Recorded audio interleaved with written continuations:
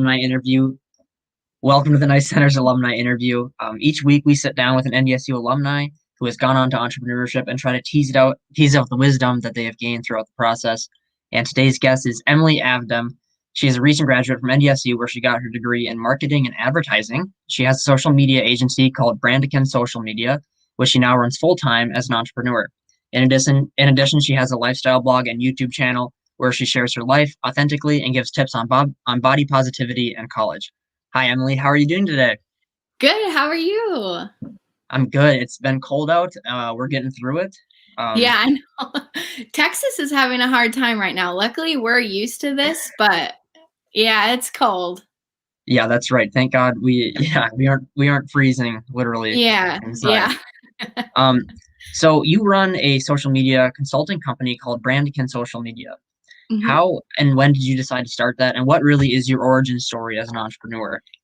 So when I read that question, the origin story, I was like, I feel like I don't have a very profound story, like growing up, I did start like the blog and the YouTube channel. And even in high school, I secretly had those things, but I didn't tell anybody. I just kind of ran them and it was kind of a creative outlet for me. So I think, those things started out to be, where my entrepreneurship traits kind of came in. But it was really towards, the end of my college career. And I was thinking about what I wanted to do when it was done. My college career was full of busyness. I was really involved. I worked. And I knew deep down that I really didn't want to transition into a corporate position. During college, I worked quite a few different positions and started helping small business owners market themselves using social media platforms.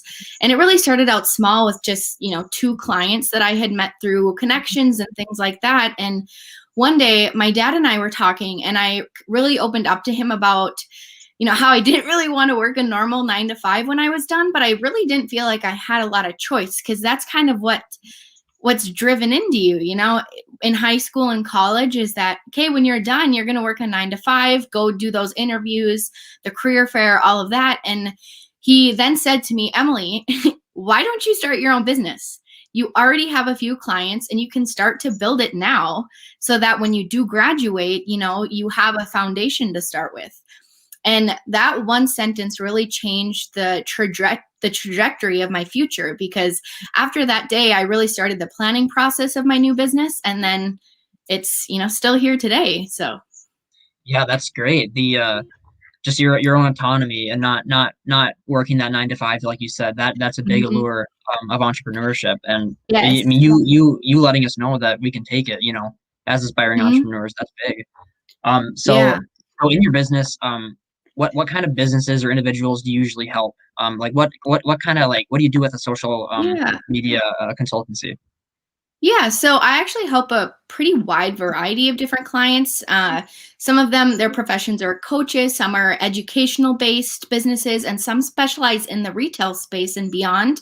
And I really enjoy that part of my job because every day is very different, and the content I create is always changing, which really keeps me on my toes and helps me stay creative and challenges me in that way. But in general, a lot of the people that I help are smaller businesses. So these are people who don't necessarily have the bandwidth to be marketing on social media platforms, and sometimes they don't have the knowledge on, what are some good tactics? What's the algorithm like today? Because that's always changing.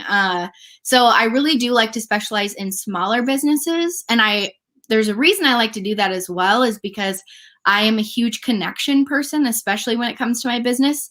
And it's really easy to build a really long lasting connection with smaller business owners.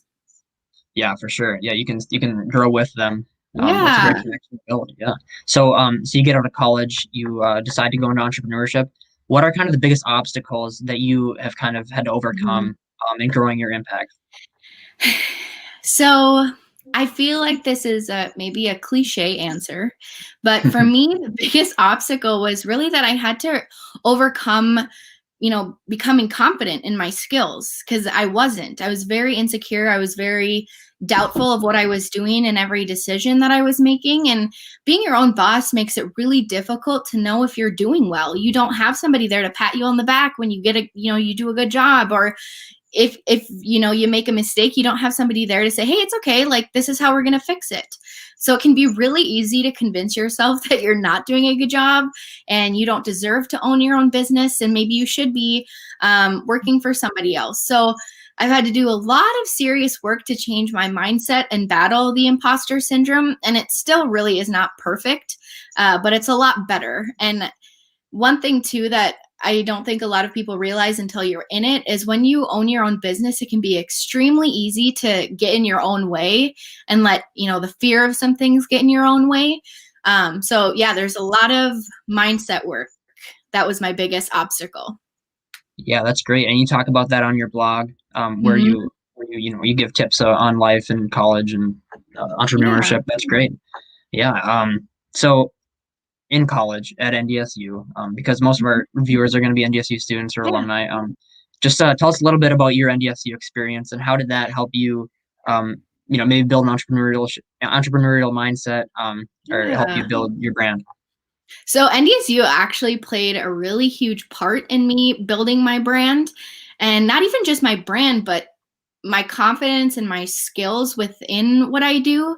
It gave me a lot of knowledge, and it gave me the network to start my business from scratch, because actually quite a few of my clients are from connections I've made at NDSU and then beyond. So it really started from there, and that's really how I got it to kind of start going, because you can't have a business if you don't have anybody to work or you don't have any clients, right? So the connections I made at NDSU were so tremendously helpful for me to start my business. But not even just that, I learned so much within my classes, and a lot of things that I learned within those classes I still implement in my work today.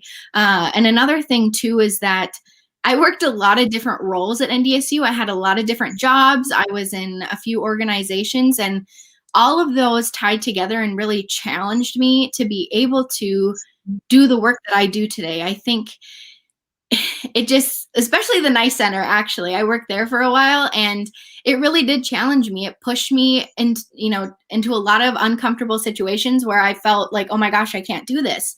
And once I did them, it's just a really good confidence booster. And those things really helped me, to build my business and then also to continue running it. Yeah, that's awesome. Yeah, you Yeah. you got a lot of experiences, and for college Yeah. students, it sounds like you're saying if you have a lot on your plate, it's good. You're Yeah. developing. You're getting all those experiences, so that's Mhm. option. That's awesome. So beyond just like getting involved and filling your plate Mhm.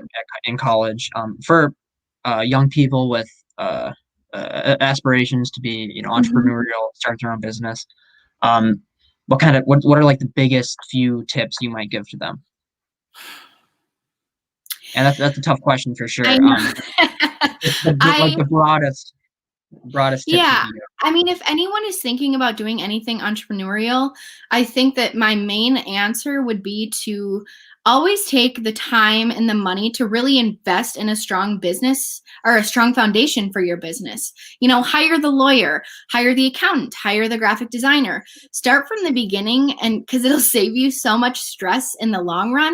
And it also gives you a peace of mind as you grow your business that, hey, I started off on the right foot. I have all of these puzzle pieces ready to go. So now I can kind of just continue to focus on what I know best and what I know to do. So that's definitely a big one, is really hire out in the areas that is not your strong suit and that you don't know a lot about, because I just think having a good solid foundation for your business is so good in so many ways, but definitely for the long run. So that's probably my biggest one, because for me, when I was in the trenches of first starting, I'm so glad I hired the lawyer. I got the accountant. To where I talk to my accountant like every week, all the time, because there's so many questions you don't realize that you're going to have. And it's really important to have that point of contact to make sure that you're doing it right and everything is running smoothly. Yeah, no, that's great. So be all in, right? Young people might be Yeah. afraid to kind of spend money right away, do everything yourself. Yeah. Like you, these people go to law school for 3 years. Yeah. They know what they're doing. So if you're gonna Exactly. commit, do it. Yeah. Yeah, so that's great And it advice. is scary. I know it's scary, you know. When I first got my lawyer bill, I was like, "Oh gosh," you know, it is scary, but knowing that you're investing it to have a really strong foundation, and I just kept thinking to myself that I'm doing it right. There's really no better feeling than knowing that you're doing it right. And like I said, it is a big investment for some of those things, but I think it's a small investment for what could happen in the future. You know, if you don't get those trademarks, if you don't make sure that you're setting everything up right, you know, you could be sued in the future. Or, you know, somebody could trademark the name you're using and then you have to rebrand. That's a whole lot of work too. So it's kind of thinking about all those things in the future too. Yeah, that's great. And as you move along in your entrepreneurial journey, um, how do you kind of like how do you think of a long-term plan and kind of create long-term goals for your brand? Yeah, so I've actually been giving that a lot of thought lately. And I think for me, my vision is to just really build connections with my clients and to help them grow their business through social media solutions. But a big priority in my business is really that connection part and building a lasting relationship with my clients. You know, it's not just surface level. To me, it's not about all about the money and things like that. It's really important to me that they receive holiday cards and thank you gifts, and they really get exceptional customer service, and that they know that I'm in it. Like, I am excited to see them grow from the beginning to the end. Cause like I said, I work with a lot of small business owners. So I'm in it for the long haul. And I really envision a lot of my clients just really great connections, long lasting relationships. And I'm just really eager to grow this business as my family grows and my life changes. Yeah, that's a great tip. Yeah, just Yeah. commit to your clients. That's awesome. Yeah. Well, I've taken a lot away from this interview, and I know our viewers will as well. It's been great. Do you have any closing words for any aspiring entrepreneurs that might be listening? Just do it. I spent Yeah, a lot of time, just I guess it never was in the it was in the back of my head, but I needed someone else to tell me to do it. And I wish that I would have just listened to myself. I think I would have not wasted so much time.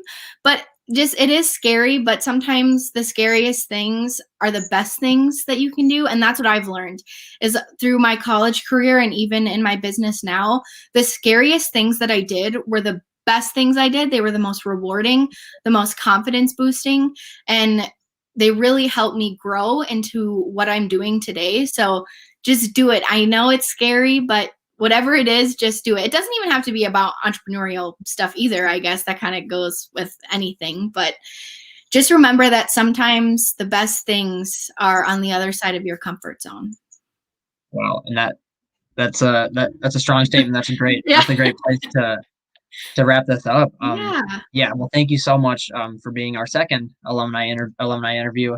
And I Yeah. think a lot of our listeners are going to take a lot away from this. So thank you. Thank you. Thanks for having me. It's nice to get back on the Nice Center again.